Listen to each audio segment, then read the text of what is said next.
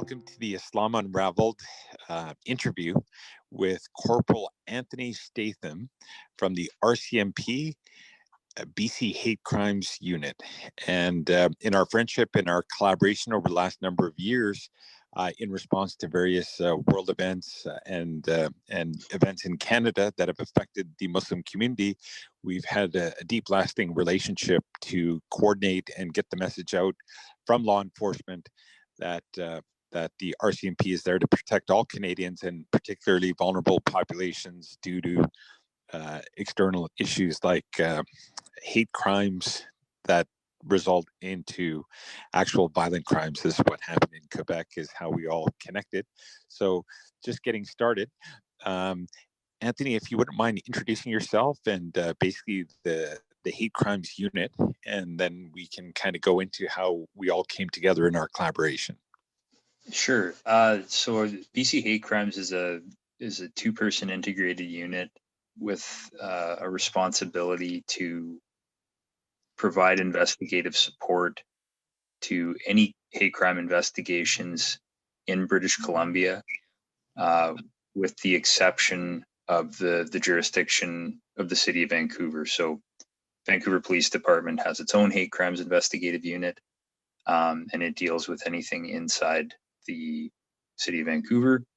And then we will essentially monitor and offer support to any other municipal department or RCMP detachment in the province with anything that they're doing. Got it. And in terms of hate crimes and the definition of hate crimes in Canada, maybe just in terms of the mandate and the kind of definition of what hate crimes are. Sure. So when hate crimes is a term that is used widely by police, government, and then media and members of the public. When we talk about hate crimes in Canada, what we're typically talking about, what we really mean are hate motivated crimes. So hate crime, even though it's a widely used term, is not something that's defined in law in Canada. So when people talk about hate crimes and hate crime statistics and say, there, for example, over 1,000 incidents in Canada in any given year, the overwhelming majority of those statistics are criminal offenses that, I often use the term garden variety to describe them. So we're talking about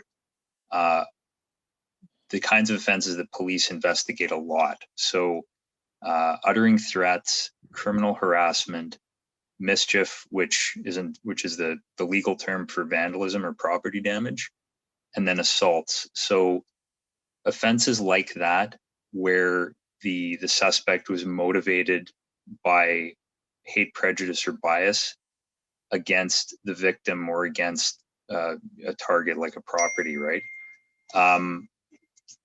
What that means is, so when we're talking about targeting the victim, we're talking about the suspect targeting someone from an identifiable group. So any section of the public that's defined, or that's defined by race, religion, age, gender, disability, sexual orientation, gender identity, national or ethnic origin, all those things is what defines an identifiable group under the law. So the way that those offenses are investigated by the police, we're obviously very much alive to any evidence that something is hate motivated, but so we get a report of, let's just say, for example, an assault, and there's evidence that it's hate motivated. We investigate it as an assault. If we identify and locate a suspect, then that person is arrested and charged for assault. When we write a report to the BC Prosecution Services, Crown Counsel, it's a report for an assault. The reasons why we think something might be hate motivated or articulated as part of that report. When if the person goes to trial and is either pleads guilty or is convicted of the offense, the conviction at that stage, the court is able to consider the hate motivation as an aggravating factor, so that it might impact the sentencing of that particular crime. So for just throwing out an example,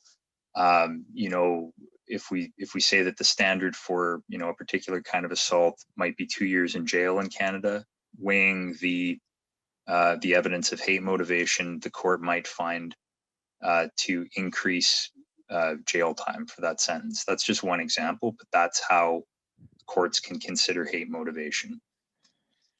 So again, by and large, that is what we're talking about when we talk about hate crimes in Canada. And on that note, in terms of how we all got together, and again, a hate crime, which could be verbal abuse, it could be physical abuse and assault, and in the case of how, at least in this formal relationship with the Muslim community after the Quebec shootings, which in Canada, one of the first kind of incidents where a hate crime or hate metamorphosized into actual real world murder in the case of 8 individuals in 2017 that were gunned down, shot in the back while they were doing their prayers at the local mosque. And so, in response to that, a message came to many of the Muslim leaders from the RCMP E Division with Chris DeGale from National Security, kind of organizing a gathering with Muslim leaders and other RCMP leadership team members to kind of discuss, because this was a very fearful time for the Muslim community and Canadians in general, because it was so shocking, so horrific, and the loss of life. And as a result, some strategies that were discussed, and with Islam Unravelled's mandate for education and engagement, to strategize to come to the mosques and present to the Muslim community after the Friday prayer, which is our Sabbath, which is the day in which the largest cross section and diverse kind of numbers of the Muslim community come together on a weekly basis to speak for a few minutes after the prayer, and then go into, introduction to RCMP officials like yourself and Gareth Blount at that time, to basically explain to the community that the RCMP is here to protect all Canadians. And in this particular case, the Muslim community is very worried, very apprehensive, and that RCMP is requesting any type of issues that may be considered objectionable or harassment or whatever the case may be that is anti-Islamic or anti-Muslim in nature, to report it. And we gave out cards with the various RCMP contact info.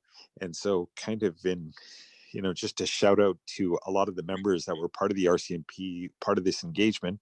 Again, Chris DeGale, John Brewer from Crime Prevention, Jane Hansen from Crime Prevention, Ahmad Ali from Crime Prevention, yourself, Anthony Statham, Gareth Blount from BC Hate Crimes, and then other guys like Dave Matsushita, Kevin Krieger from Richmond. So a lot of comprehensive support came from the RCMP, which, from my perspective, up until that point, I'd never really interacted with police that much.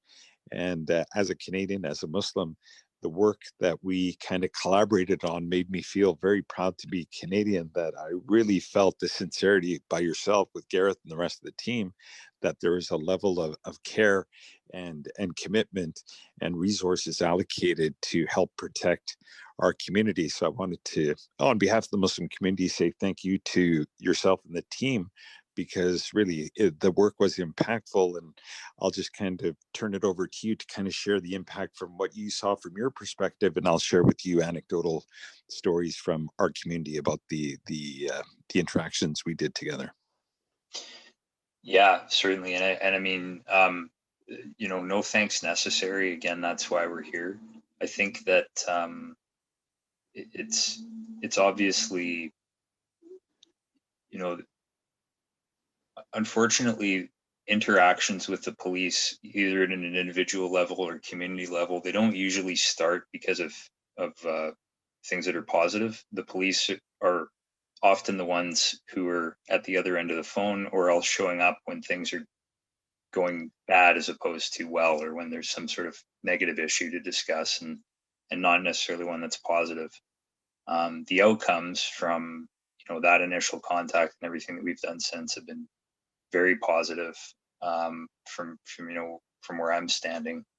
I think the biggest thing has been certainly just to get some interface with different communities and different people.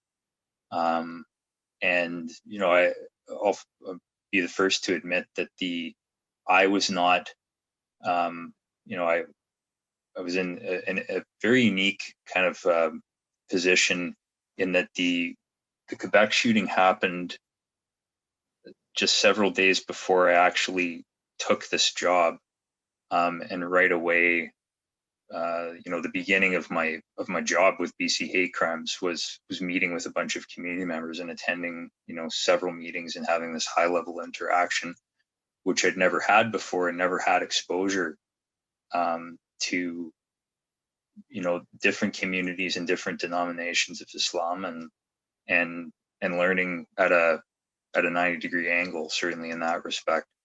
But you know, I certainly have a much better understanding of the communities that are in BC. I essentially know who to call if I need to contact a particular community. The BCMA has been, you know, absolutely instrumental in brokering so much of that contact between BC Hate Crimes and the RCMP, and then not just Sunni communities, but other communities as well. So that's been just you know, tremendously positive across the board over the past 4 years now for us. Absolutely, and it was, and I will say, Anthony, you have, and yourself and Gareth, and Shiraz from Transit Police, but particularly yourself and Gareth, you guys have probably been to more mosques than most Muslims have gone to in British Columbia. So you've gotten to see, from the Richmond Al Jamia Mosque, the Surrey Al Jamia Mosque, the you know, the various Islamic centers we went to. You got to really kind of see our community from different neighborhoods, different cities, and just to share with you the feedback. So because the Muslim community is so diverse from many countries, many ethnicities and races, and so by and large, you know, there's the born and raised Canadians like myself, and then there's other Canadians that have immigrated and have just recently arrived or have been here 10, 20, 30 years, whatever the case may be. But when people come from foreign countries, typically engagement with police is not something that the average person in some countries wants to do, and so they have these preconceived notions that police in Canada are maybe like police that are very aggressive in their home countries, or they view that police in Canada are similar to some of the images that they see in American news, where you know, we've all seen the news coverage where people get shot on basic traffic stops. So there is a level of apprehension with law enforcement, and part of the work that we did, I think, to bridge the divide, bridge the gaps, was to basically kind of have a voice. A lot of people, I'm sure you felt, were very appreciative that the RCMP, the officers did come. There's people to speak to and share their concerns. And so many of the folks that came up to us afterwards were so grateful that the interaction, that it showed that the law enforcement, the RCMP in particular, Transit Police, BPD, cares about the community to allocate this time and resource. And we went, I would say, for like a year, almost every Friday, to various localities. Like, it was maybe even a year and a half, like, to dedicate the resources, the time to go and just share the concern with the community and be that resource there in person. I think it changed, at least I'm speaking from my experience. Like I love the law enforcement engagement because I really appreciated the work that you guys did. And I think a lot of people in all our communities express that appreciation and gratitude for that collaboration, cooperation, and being there for the community. Yeah, well, I mean, I totally agree. And that's the way that it should be. And we recognize too that building trust is a process. It's a process because it's never something that you arrive at. It's always something that you need to keep working on continually. You hope that the scope of trust obviously gets broader over time. I think we've certainly come a ways from where we were 4 years ago. I mean, just in terms of the level of engagement between the police and Muslim communities. But it's something that we recognize that we're going to have to revisit on an ongoing basis, and sometimes, we're going to have a little more investment at times than others because of global events, because there are new Canadians coming all the time who haven't heard that message before and need to hear it. So, certainly we hope to be able to continue that, as much as we can. Absolutely. And speaking of world events, I know the two events that really kind of mobilized a lot of kind of work together from our communities, what happened in Quebec and then what happened in New Zealand. And then now recently there's been, extremists in Europe as well. So, this sensitivity that there are extremists in every kind of race, every religion, whatever the case may be. And just in terms of, let's say, the Muslim community, the anti-Muslim sentiment or Islamophobia resulting in, as you're aware, assaults on Muslim women that wear hijab, or vandalism of mosques, or threats that come out in various forms, whether online or verbal or physical assault. So these are happening across Canada. A lot are unreported, and many are reported. Um, just with that in mind, I know a lot of hate from your perspective. You see it from multiple levels, whether it's online or offline. So maybe just in terms of the context of Islamophobia, the kind of what you've seen from our community in this last few years in terms of Islamophobic acts of prejudice against the community, based on what you've seen and some of the sentiment circulated online. Maybe we could discuss that and how we've come up with solutions to combat that. Please go ahead. Sure. I mean, the biggest solution. That's a tough one. I guess the best ways to deal with those problems. I mean, our messaging always has been through, whenever we visited masjids or educational centers or whatever event we attend.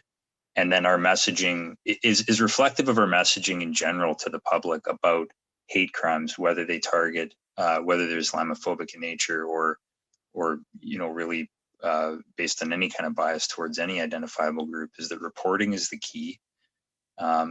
If we get the reports, then we can identify, the scope of the problem. I'm happy to say that it's very, very seldom in Canada that hate crimes are planned or even coordinated between different groups of people. Typically, when we look at offenders or suspects, it's people who are acting individually and not as part of anything bigger than themselves. So that part gives us a little bit of comfort in terms of sometimes in terms of the potential risk to the public. but the bottom line is if the police know what is happening out there, then they're much better equipped to do something about it. In terms of how the Muslim community has been targeted, and how we deal with that. Well, first of all, what we know is that within Muslim communities is that it's true of all hate crimes that we know that hate crimes are vastly underreported, and we know that is an issue in Muslim communities, and there's so many reasons why that is the case. As you mentioned before, there can be historical distrust of the police because of experiences in home countries. There can be lack of proficiency in a Canadian official language, whether English and French. There can be cultural issues related to gender. There can be, and then just economic or social marginalization that comes with, in the case of new immigrants sometimes. So there's lots of things that we have to collectively try and overcome to make sure that those reports are getting to us. The other thing that we know is that there are many reasons, and this is a very quite a sad thing, why there are unique things to do with Muslim communities that make it that make social atmosphere or whatever that much more scary. And fear can contribute to not making reports too, just fear in general. And the Muslims in Canada have unique challenges in terms of how they might be targeted or victimized, and all of that is numbers based.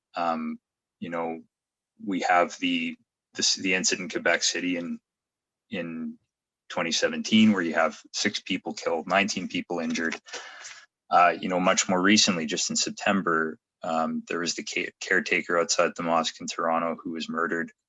The point is that unfortunately, Muslim communities in Canada have been, faced a higher volume and scale of violence than any other faith community in Canada in recent history. So there's that. The other thing is that we know that in 2016, there was a massive spike in hate crime targeting people who identified as Muslim. The reasons for that certainly in part have to do with global events. We know and perceptions of Muslims in Canada and abroad. Something that we know about hate crime too, that I've come to know since being in this job, is that hate crime in this country is very reactive to global events. We saw it in 2016 with incidents targeting Muslims. We have seen it again as a result of COVID in incidents targeting East Asian victims, or people who look visibly East Asian, or who are speaking, Chinese, Korean, Japanese, any East Asian language basically in the streets. And we're going to see a similar spike against that category of victims for March and July of this year for sure. Now, a lot of those incidents are going to be, and this isn't to denigrate them at all, a lot of those are going to be strangers verbally abusing people in the streets. But those are still what we would still consider those, even if we investigate those and determine that a crime hasn't occurred, we still categorize those as hate crimes. From an investigative standpoint, the police still treat them as hate crimes until an investigation is complete. The other thing that Muslim communities face, whether going to for going to pray at a mosque or going to some kind of community facility, is that sometimes those institutions get picketed by groups or people who are either anti-Muslim or anti-immigration. That's unique to Muslim communities as well. There's no other community that faces that kind of sort of public demonstration angle the way that the Muslim communities do. Certain groups that are, let's say, again, like you said, anti-immigrant or anti-Muslim, will picket mosques in recent history. Absolutely, you're correct. And one other issue, and I again, in respect of the RCMP sensitivity, was about Muslim women, and because Muslim women, by and large, when people are if they are racially or religiously motivated to do something against Muslims, the most obvious people that look like Muslims, at least in the public, are women that wear hijab. And as you know, there's been some attacks on Muslim women in the public, largely around transit, that have been attacked because they wear the hijab. And so Jane Hansen from the RCMP, Wendy Hawthorne, previously from Transit Police, Jazzy Bindra.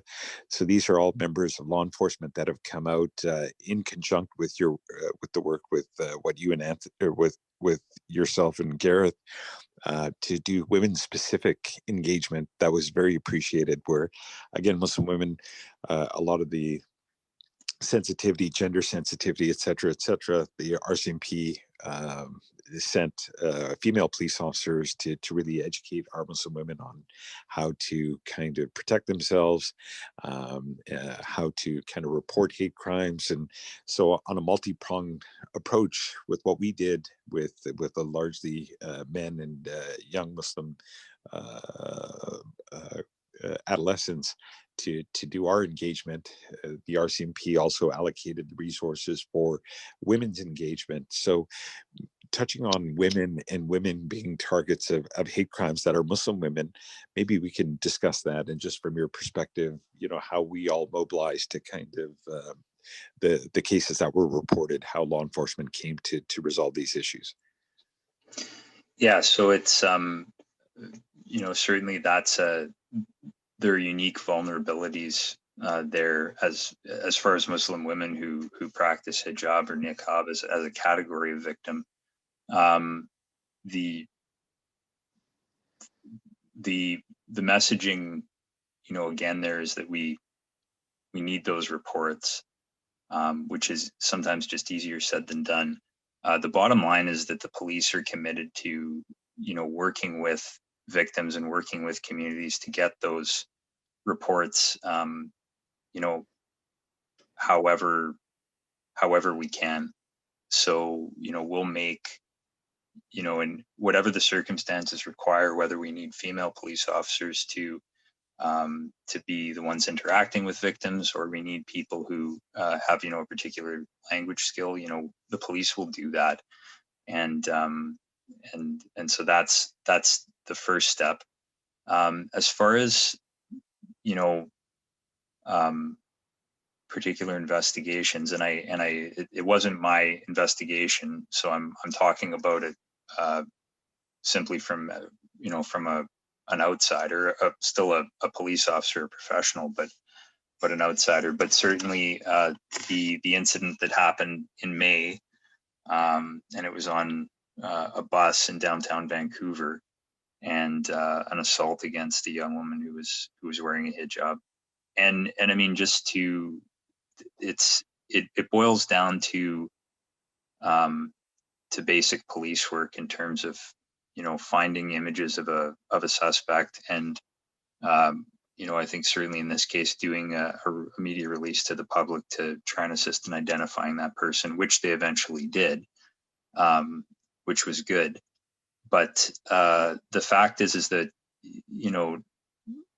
people get assaulted on transit. I don't want to say on a routine basis, but I mean, it certainly happens. And the police would like to have all those reports. And what we certainly want is to make sure, we will investigate any assault or any incident for that matter, where there's evidence of hate vigorously. I mean, I think I can speak for all police services in BC to say that, you know, we have absolute commitment to investigating those type of incidents where we do have the information, because it's a little bit different. You know, hate motivated crime, it's an attack on a person for who they are. It's an attack on people for things that matter a great deal to them, and also things that they can't change and shouldn't. So it's sort of a there's a gravity to those types of crimes that the police have, you know, absolutely want to see them resolved. Absolutely, and you know, even after New Zealand, again, the RCMP reached out and had a large meeting for, again, Muslim leaders, and we all met at the Justice Institute in New West, and we came up with a branded kind of poster to have a policy, a procedure for each Islamic institution to follow in the event of something happening at a mosque, what to do, how to report it, who the point of contacts are. And so again, you know, whether it was uh, the various cross sections of really providing meaningful support and give practical solutions for the community to follow as these things happen, and what to do in the event of something happening. So again, great collaboration on that. I think majority of the mosques and Islamic Center took that collaborated policies and procedures as to what to do in the event of some sort of attack at a mosque. So again, great collaboration there. Now, the other item I wanted to kind of talk about was online, because as we know, a lot of even in the event in New Zealand, it was basically by him having a camera on him while he was doing his hate crime, it was intended to disseminate that hate online as a way to strike fear in the hearts of communities around the world. And again, a lot of hate crimes are being propagated online. So just in terms of the BC Hate Crimes team and online kind of hate content, what are the how does that information come to you, and how do you guys deal with online hate content? So probably in discussing this, it makes sense to talk a little bit about hate speech. The when we talk about, again, much as we talk about hate crimes in this country, and that's not something that's actually defined in law, when we're talking about that, we're actually talking about hate motivated crimes. Hate speech similarly is a term that's, again, used widely in Canada. It's used in by you know, levels of public service. It's used in the media. It's used by the public. So in Canada, there's no law against hate speech. It's not defined in law.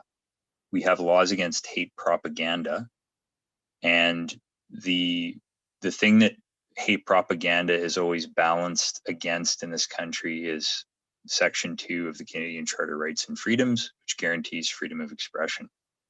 So a lot of the time when we get complaints about things online, it has to do with hate propaganda. It has to do with things that people are saying in the public domain, and or a place where the public has access to, that target an identifiable group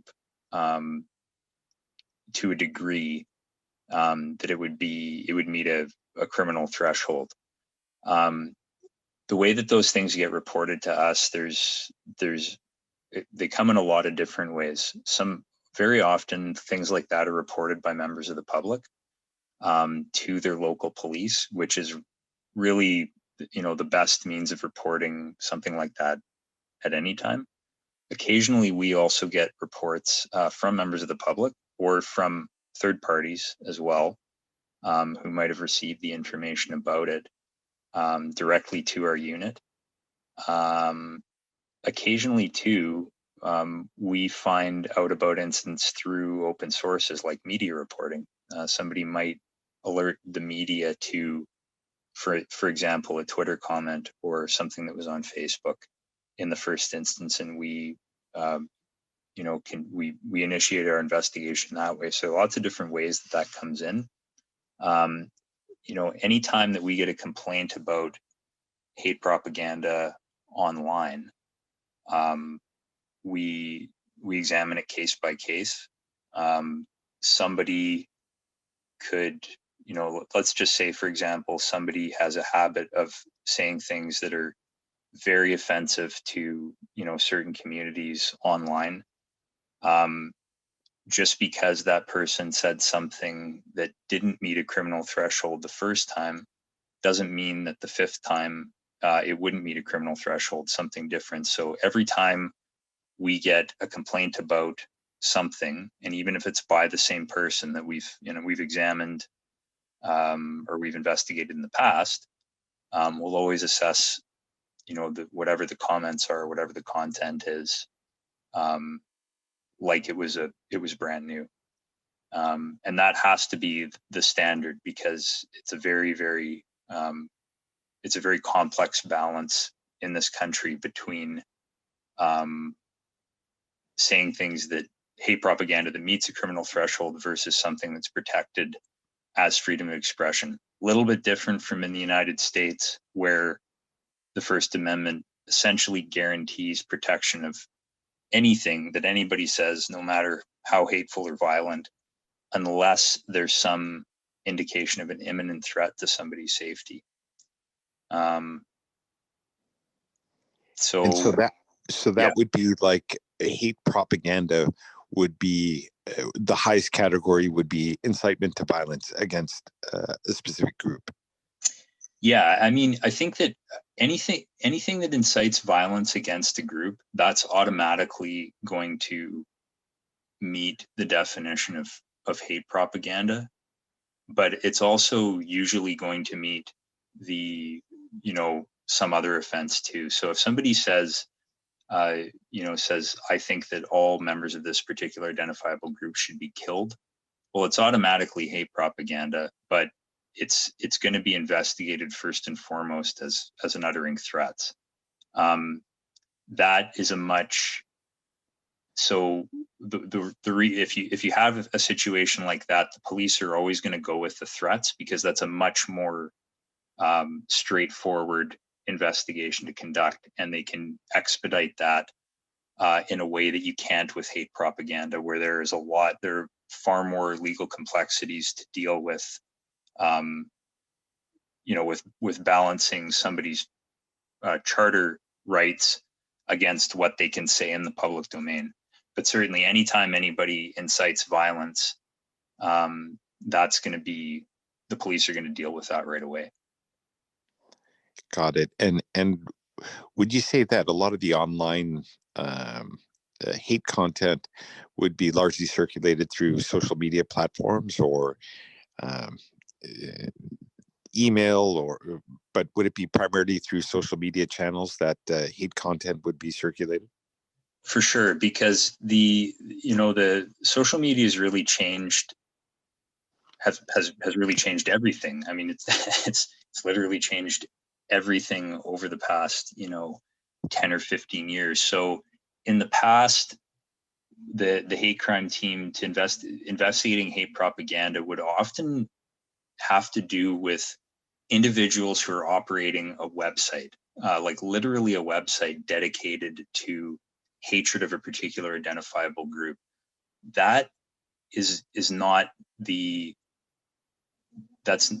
that sort of type of incident is not reflective of what we see online anymore. What we see now are all your standard kind of social media platforms that can be accessible to the public if you don't have them privatized. So Facebook, Twitter, Instagram,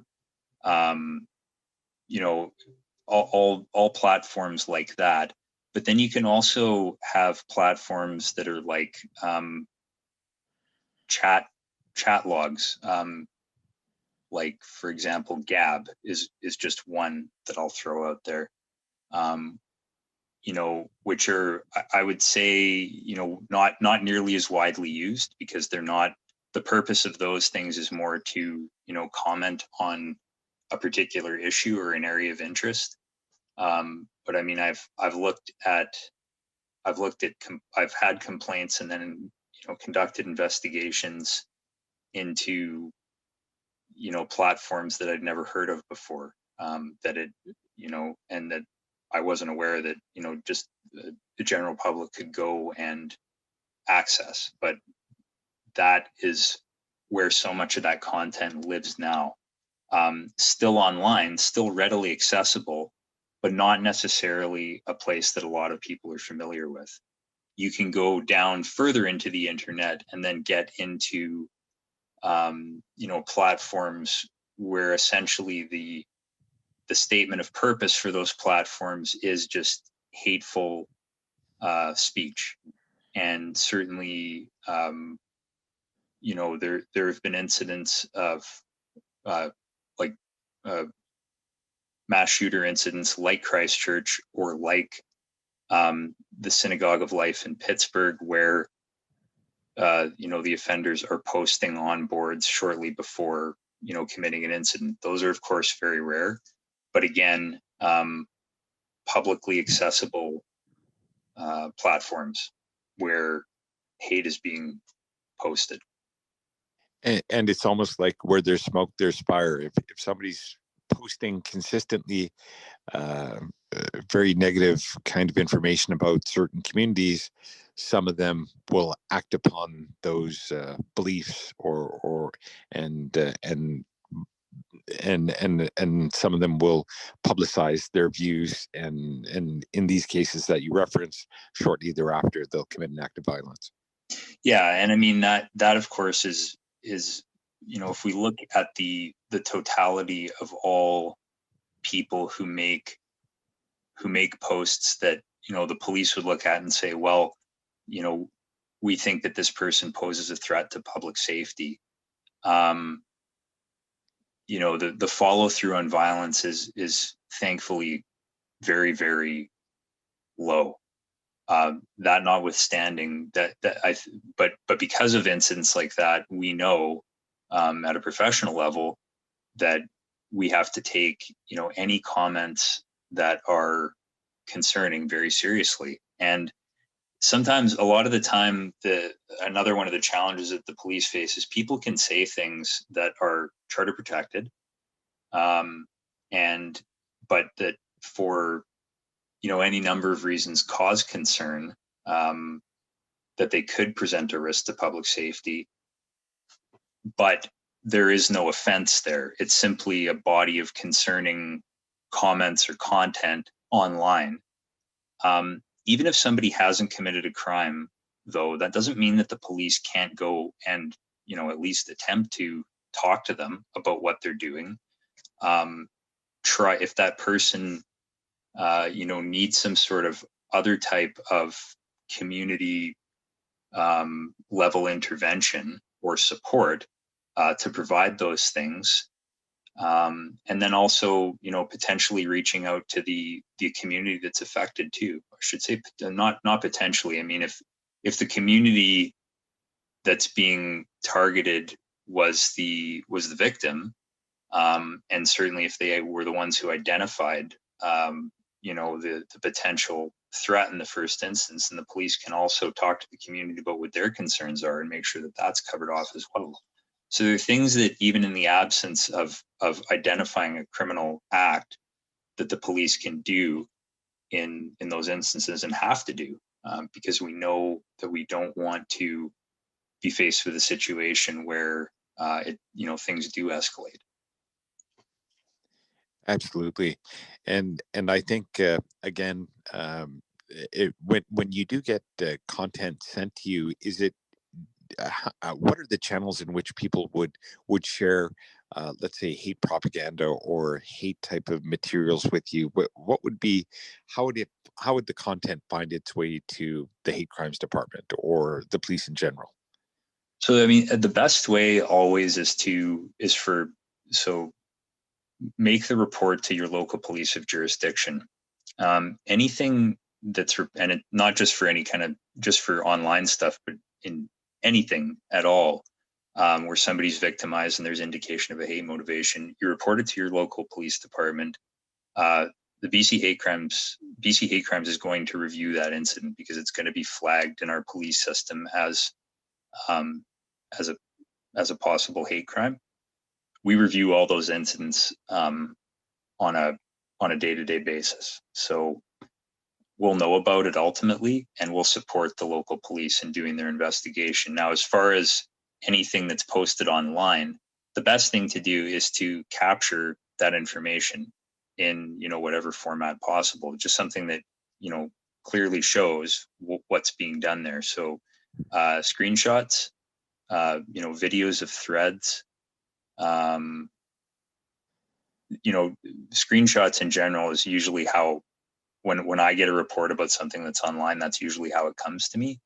And then we can source it ourselves at our end as well, provided that something is open source, so we're talking about a Facebook profile, just for the sake of example, that's open to the public, and then I can go and access it through my computer and verify that it's there. That at a very basic level is how we'd look at something like that and how we'd start that investigation. Got it.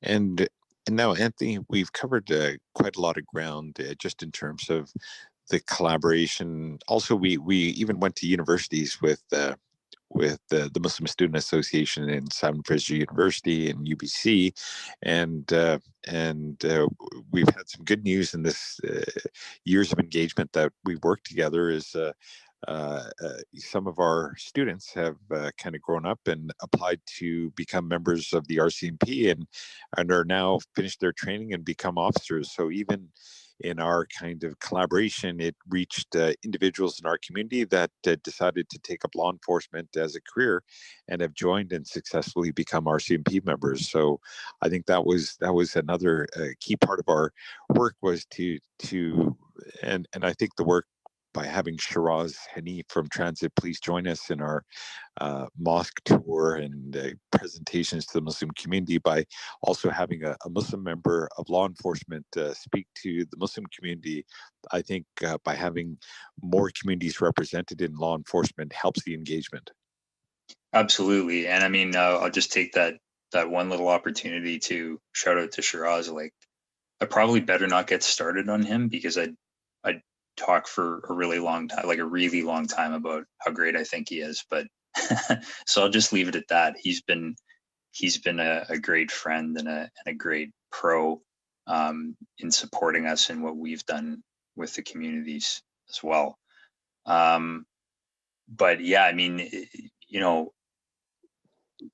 one of the biggest ways that we can help the process of trust in communities is that the police are reflective of those communities. And it wasn't very long ago, I think it really was only about 4 or 5 years ago, in fact, that the RCMP approved an RCMP force issue hijab for female members who want to practice hijab, which is great. And I think that the timing was, relative to a recognition that, actually that's another symbol of faith that we can easily incorporate into, the standard RCMP uniform, much as we did with turbans 30 years ago. So, that again, it's a process, but these are really good and positive things, and the police just in generally need that representation from all communities, and Muslim community is no exception. And language skills in Arabic or Urdu or Pashtun or whatever, those are all extremely valuable assets to police organizations, and then just to the public service in general.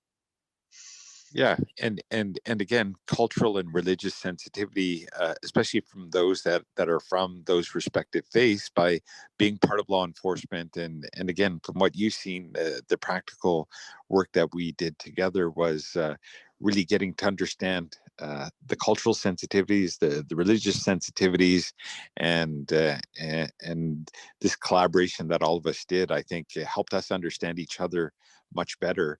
And again, I think moving forward, because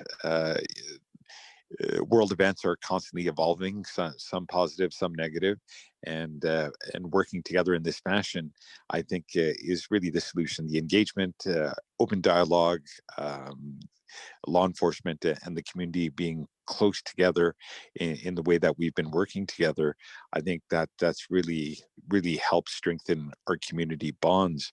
Now, in closing, Anthony, and thank you for taking your time for this discussion and for our intended audience, which is the Muslim community, are there any other final closing comments or anything that you would like to share that we haven't discussed so far?